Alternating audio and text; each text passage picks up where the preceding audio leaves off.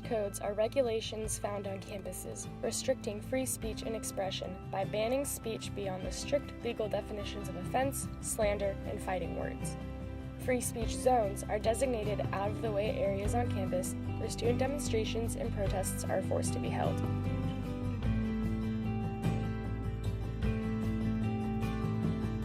The Constitution gives us the right to free speech, assembly, religion, press, and petition. However, universities have found a loophole, claiming that these speech codes are enforced to protect against hate speech.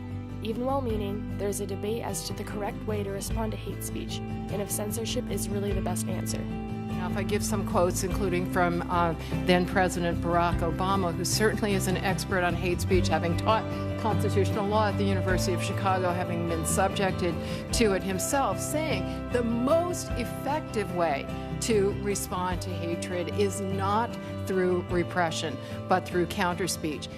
One large organization that fights the oppression of speech codes and zones is FIRE, the Foundation for Individual Rights and Education. FIRE's core mission is to protect the unprotected and to educate the public and communities of concerned Americans about the threats to these rights on our campuses and about the means to preserve them. FIRE keeps track of reported cases, such as one at Modesto Junior College, where a student was handing out copies of the U.S. Constitution on Constitution Day, when the campus police quickly shut him down, explaining that students are not permitted to distribute materials without prior permission or outside of the boundaries of the free speech zone. Why? Don't I have free speech, sir? You can either come with me or we can go. It's up to you. All right, let's go.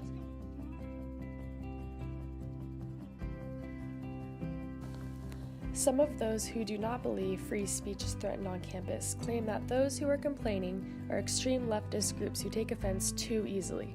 They say that the youth today is too sensitive and need to learn to stop searching for problems in society.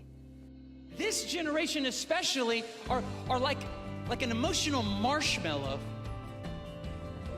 hypersensitive to the mean, negative words and actions of others.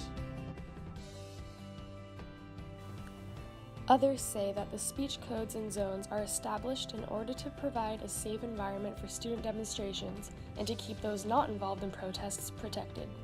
Missouri State University recently got rid of these zones, leaving some to question the decision. Students shared their opinion with us on the issue.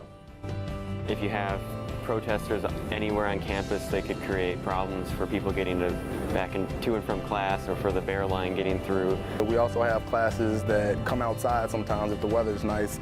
You can't really have a class outside if you have protesters just walking around here.